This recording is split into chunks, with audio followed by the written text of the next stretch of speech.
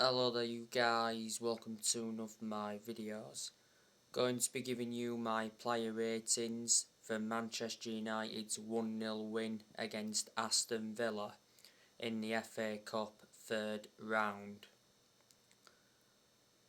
So I'll start with David De Gea. He's going to get a 7 out of 10. He made some good saves in the game. De Gea also did well against Wolves last week. He made some good saves in that game. De Gea deserves credit because he's done really well so far this season. He's now back to his best. De Gea is planning to spend many more years at Manchester United. He's already been a loan servant at the club as it stands. This season is his 11th season at Manchester United. He's been with us since the Sir Alex Ferguson era. He's won everything domestically at the football club, and he's made over 500 appearances for Man United in all competitions. He's got under 2 years left on his contract, and he receives £375,000 a week. Revert back to last summer, De Gea reclaimed the #1 spot back as he decided to cut short his holiday by 2 weeks. Moving on to Diego Dalot, he's going to get a 6 out of 10. He did well in parts of the game, but it wasn't a great performance by Dalot. Dalot got a yellow card in the game, and he also sustained an injury in the first half.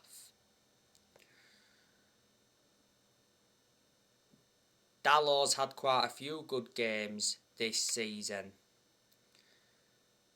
He's actually appeared to be our first choice right back under Rangnick. Prior to the game yesterday though against Villa, Bissaka started the last 2 games. Dalot, I think he'll leave Manchester United this year. Last season he had a loan spell with AC Milan, so reflecting on that, again some experience. Manchester United got Dalot from Porto for around £19 million. We brought him in under the Jose Mourinho era. I think Dalot's got a year left on his current contract at Man United.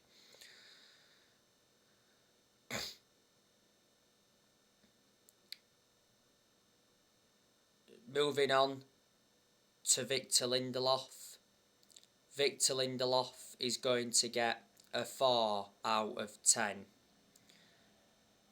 Lindelof made mistakes in the game, and he made a very poor mistake in the first half that could have been costly.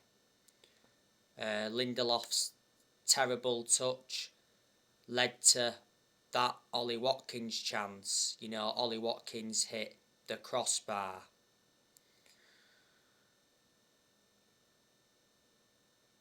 Lindelof has just recovered from COVID not so long ago. I think Manchester United need to sell Lindelof this year because he's not good enough to represent the club.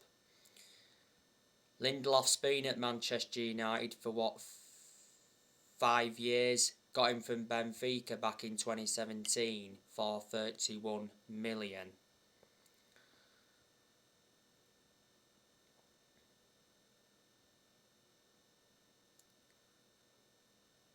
Moving on to Raphael Varane. Raphael Varane is going to get a 7 out of 10. I thought defensively Varane was good, and he made some good interceptions. I think it's Varane's best game since he recovered from that hamstring injury. because Varane was poor last week against Wolves. You know, he looked lethargic and he was caught out of position quite a few times. He didn't start in the 3-1 win against Burnley in the final game of last year, but he did come on to replace Eric Bailly. And he was poor in the 1-1 draw against Newcastle towards the end of last year because he misplaced passes in that game, and he was accountable for Newcastle's goal because he gave the ball away in a silly area.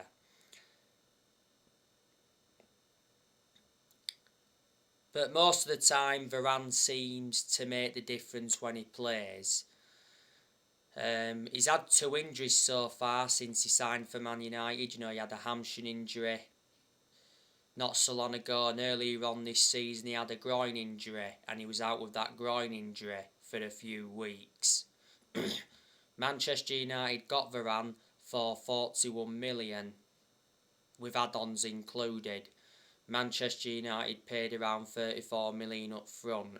He's under contract with Man United till 2025 as an option of a further year. Varane's got a good pedigree behind him as a player because look at the amount of trophies he won when he was at Real Madrid. Moving on to Luke Shaw. I'm going to give Luke Shaw a 7 out of 10. I thought Luke Shaw got forward well. I thought defensively he was good. He got in some good positions as well. And he actually had a good chance in the game that produced a good save from Martinez. He's the Aston Villa goalkeeper.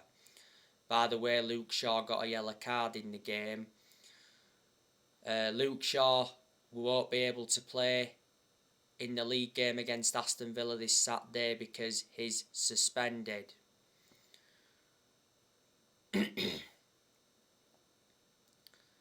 But Luke Shaw put a much better performance out than he did against Wolves last Monday.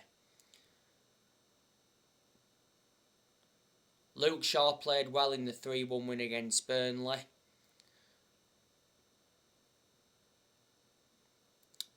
So yeah, hopefully, Luke Shaw can continue with these good performances because he's been poor in a lot of games this season.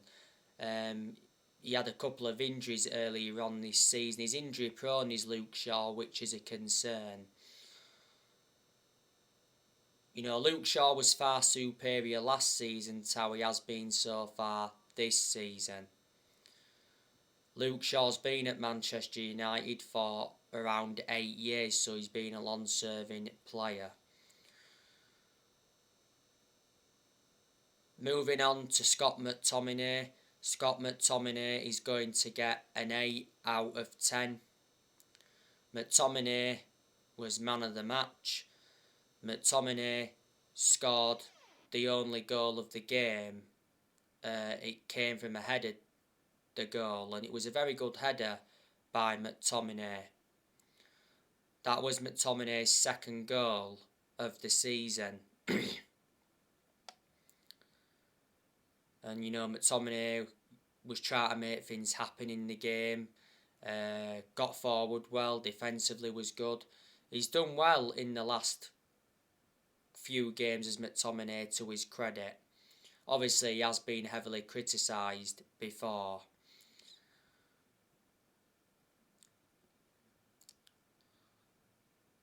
McTominay's been part of the club for a long time.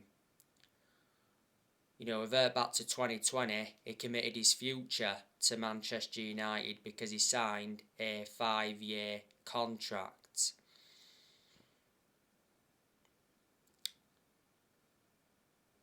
McTominay was very good in the 3-1 win against Burnley in the final game of last year because he scored in that game. It was a good composed finish from the edge of the box. He should have had more than one goal against Burnley. McTominay, he can't play against Aston Villa in the league this weekend because he's suspended. Moving on to Fred. Fred is going to get a 5 out of 10. I thought Fred's passing and his distribution was poor. But Fred got the assist for the McTominay goal. You know, Fred put a lovely cross in to find McTominay.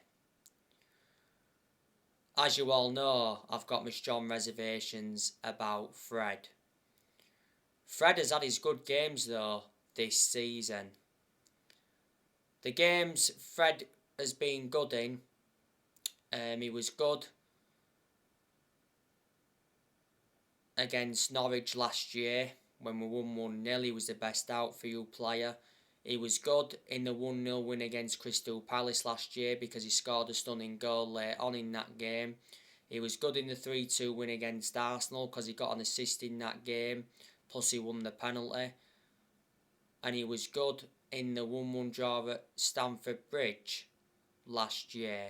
He squandered the chance late on in that game, if you do remember rightly. Manchester United got Fred for 50 million from Shakhtar Donetsk a few years ago now.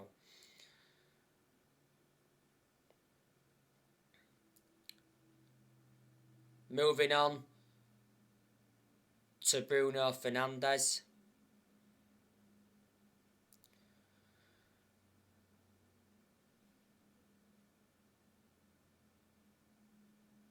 He's going to get a 5 out of 10.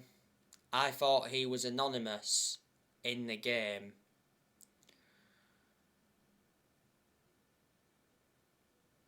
You know, Bruno Fernandes is enduring a poor season. And I'm shocked in that aspect because revert back to last season, Bruno Fernandes was exceptional.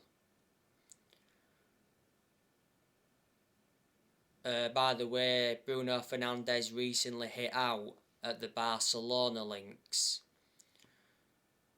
Fernandes is one of Manchester United's best players and he's certainly one of the best signings we've made since Ferguson retired. He's been a Manchester United player for 2 years now. Got him from Sporting Lisbon back in January 2020. Earlier on this season, Fernandes made it clear that he wants to stay at Manchester United. And when he first came to Man United, he said, "I've come to Manchester to win trophies." Fernandes has got a contract with the club until 2025. There's an option of a further 12 months.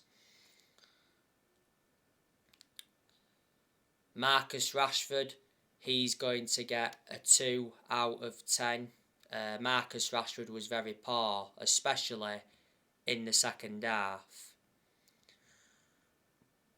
He's just low on confidence at the moment, is Rashford. There was a part in the game yesterday night where Marcus Rashford got into a good position, tried to cross it into Greenwood, but he didn't get to Greenwood because the Aston Villa defence cleared it. You know, Rashford should have passed it earlier to Greenwood. I think he tried to pass it too late. Marcus Rashford has been very, very poor since he come back from that shoulder problem. He hasn't been the same player. Rashford missed the first 2 months of this season with that shoulder problem. Reports from Spain said earlier on this season that Marcus Rashford could leave Manchester United. As it said, Barcelona and PSG are said to be interested. Rashford's got under a year and a half left on his contract.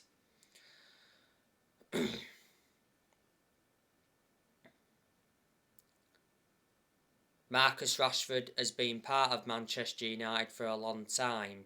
You know, risen up our academy and that he's been a United player since the age of 7, and I think he broke into our senior squad back in 2016. Moving on to Mason Greenwood. Greenwood is going to get a 6 out of 10. Greenwood was greedy at times in the game. there was one part in the game where Greenwood should have played it to Marcus Rashford, but he didn't play it to Marcus Rashford. He decided to shoot instead. So that was selfish of Greenwood. Greenwood had quite a few shots, but they were all straightforward saves for Martinez.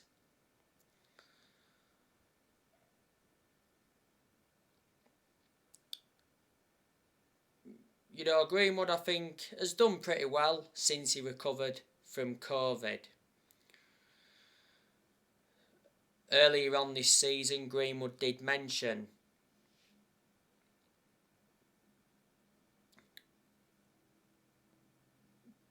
that he was upset that Ronaldo always starts. And revert back to 2019, Manchester United offered Mason Greenwood a life-changing amount of money for him to leave. But Greenwood made his senior debut for Man United back in 2019. He's been a United player since the age of 7, so being part of the club for a long time. And last season, he signed a new 4-year contract. Edison Cavani, he's going to get a 7 out of 10. I thought Cavani enjoyed a good game. Cavani had a good chance in the game. It produced a good save from Martinez. Thought Cavani led the line well.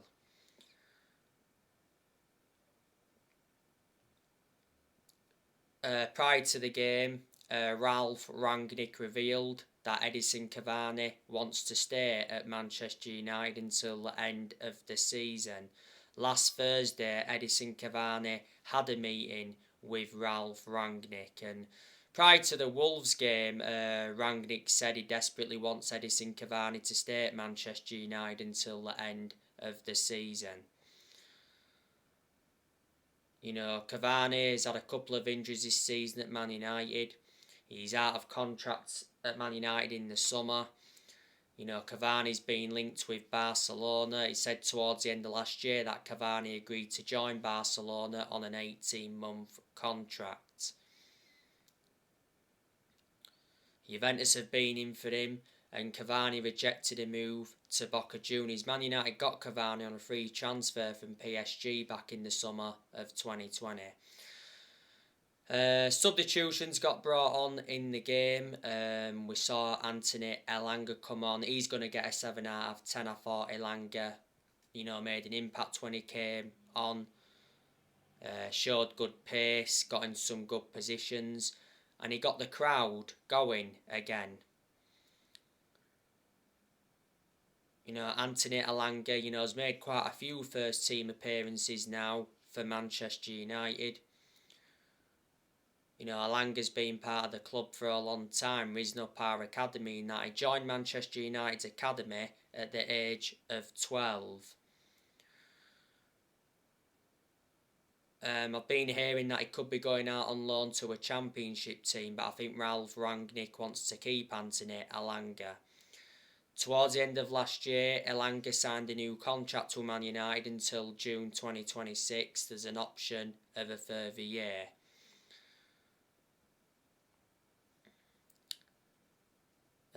Donny van der Beek, he also came on in the game. He's going to get a 7 out of 10. I thought he made an impact. I was actually surprised that Van der Beek didn't start, because I thought Van der Beek was going to start. Van der Beek will leave Manchester United this year. I think Van der Beek will leave in the summer, because I have been hearing that he's not allowed to leave Manchester United in this January transfer window. Van der Beek mentioned that he remains keen on leaving Man United this month, because he held talks with Ralph Rangnick to discuss his future, and not so long ago Van der Beek had a bust-up with his agent. I can't blame Van der Beek for wanting to leave though, because he hasn't been given enough opportunities under Rangnick. He's only started one game, I think, under Rangnick, and didn't get enough opportunities under Solskjaer. I thought when we got Rangnick, Van der Beek was going to get the opportunities he's been demanding. Van der Beek's been at Man United for 2 years, or it's almost 2 years if it isn't 2 years now.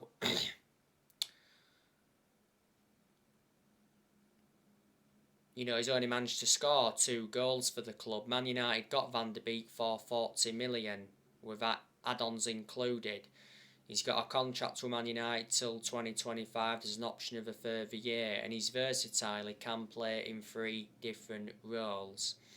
And Jesse Lingard also came on in the game. I'll give him just a 6 out of 10. So that is your player ratings for Manchester United's 1-0 win against Aston Villa. Manchester United are into the 4th round of the FA Cup and will play Middlesbrough.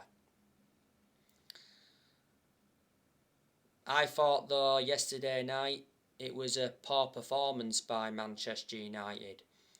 I thought Villa dominated the vast majority of the game. Aston Villa had very good chances. Ollie Watkins, he hit the crossbar in the first half. Buendia, he had a couple of chances for Villa in the first half. John McGinn also had a good chance, produced a good save from De Gea. John McGinn can't play in the league game on Saturday because he is suspended. John McGinn is one of the best players that Villa have got. Matty Cash had a good chance, was it in the second half? Produced a good save from De Gea. Villa caused us all sorts of problems. As you all know, Aston Villa had 2 goals disallowed for offside. Danny Ings had a goal ruled out by VAR because in the build-up, Jacob Ramsey was in an offside position and he blocked Edison Cavani. And Ollie Watkins had his goal disallowed.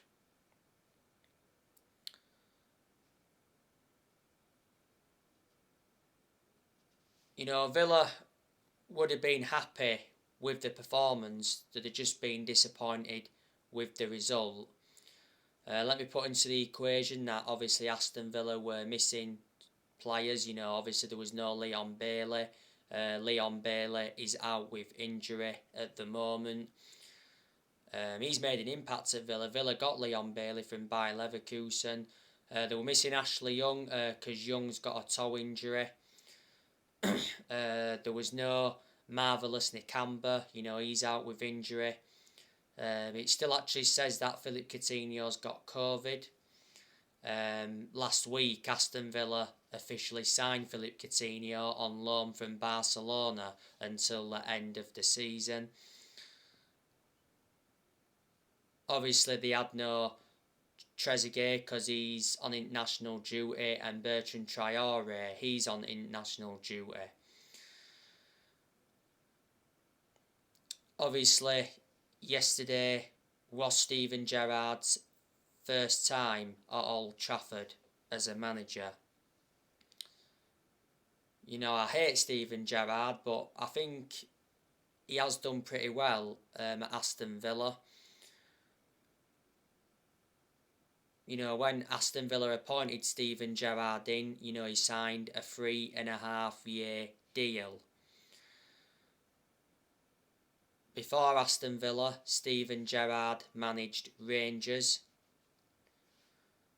He won the Scottish Premiership with Rangers, so he did well there. And before, he managed Liverpool's under-18s. Obviously, before Steven Gerrard, Aston Villa had Dean Smith. They sacked Dean Smith earlier on this season. Dean Smith is now the Norwich City manager.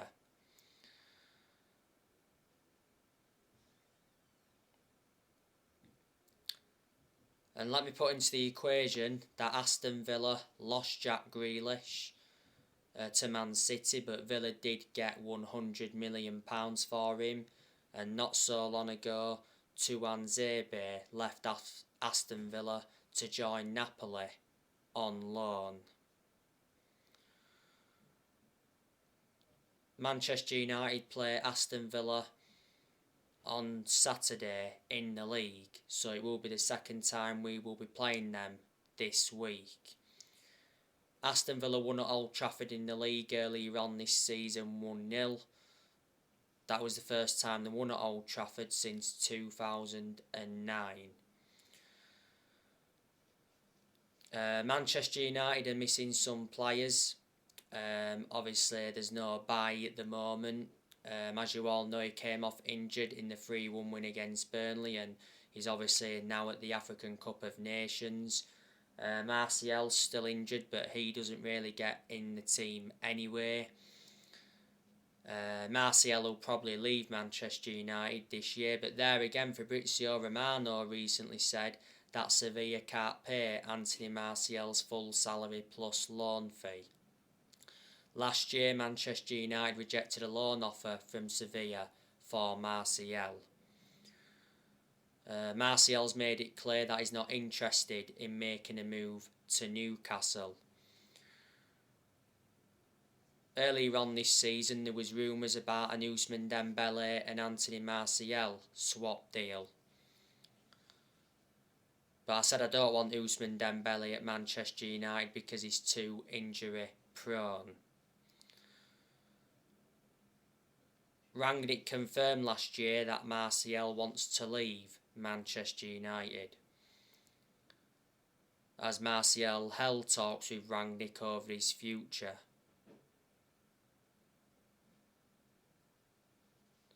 And Martial's agent confirmed that Martial wants to leave Man United this month. He's demanding more game time. He's not getting enough game time at Man United. Paul Pogba obviously didn't play any part yesterday. Prior to the game, Rangnick gave us an injury update on Paul Pogba.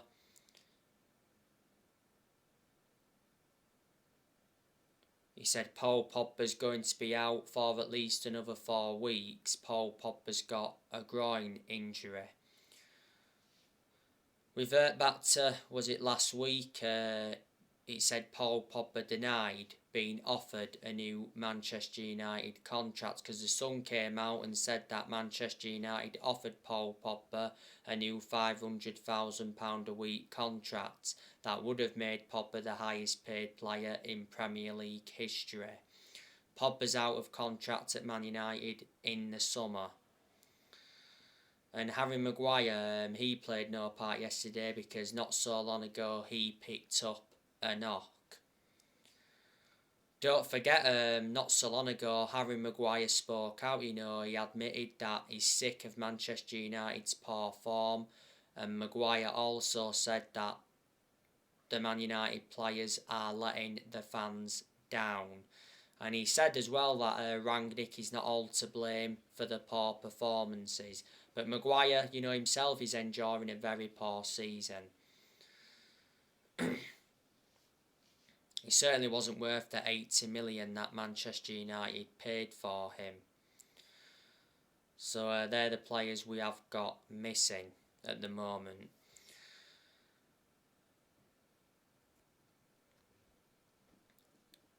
Ralph Rangnick, he's been Manchester United's interim manager for over a month now. Rangnick's lost 1 game so far as Man United manager.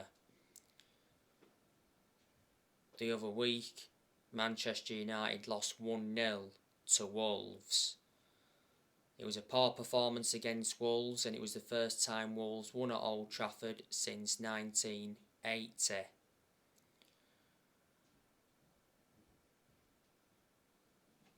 Revert back to the other week, there was reports coming out saying that Rangnick is losing the dressing room at Manchester United, and it said that 17 Manchester United players are unhappy with Ralph Rangnick and want to leave. But despite that, he said that Rangnick has been told that transfer funds are available this month. So reflecting on that, Rangnick will be backed by the Glazers this month. But I think reflecting on the poor performances under Rangnick, Rangnick is blameless. I think the players are to blame for the poor performances. And I said the players are one of the biggest problems at Manchester United at the moment. So Rangnick, is our interim manager until the end of the season. Then it did initially say that I will continue in a consultancy role for a further 2 years, but it recently said the consultancy role for Rangnick is now in doubt. Rangnick has made changes since he came in. He brought Ewan Sharp in as an assistant coach and analyst. He also brought Chris Armas in as an assistant coach, and he brought Saz Chalens in as a sports psychologist.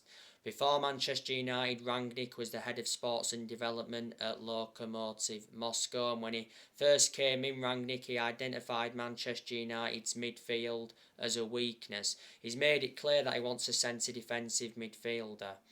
Will Manchester United make a signing this month, though? That is the question. But I can assure this month there will be more outgoings than incomings. In the summer, Manchester United will appoint a permanent manager. There's a very good chance Pochettino will be our next permanent manager, because the Manchester Evening News have said that Pochettino's move to Manchester United is almost done. He said Pochettino wants Manchester United and Man United want Pochettino. And Pochettino will leave PSG by June at the latest. It said PSG have found the replacement for Pochettino because PSG have agreed terms with Zidane. There again, there's a lot of Manchester United fans that would like to see Erik ten Hag come in. We're looking for his 5th permanent manager since Ferguson. We've sacked 4 permanent managers since Ferguson. We sacked David Moyes, Louis van Gaal, Jose Mourinho, and last year sacked Ole Gunnar Solskjaer. So anyway guys, that's everything to update you with. Drop your comments, likes below on the channel if you do consider subscribe as always, and take care. God bless. See you all again very, very soon.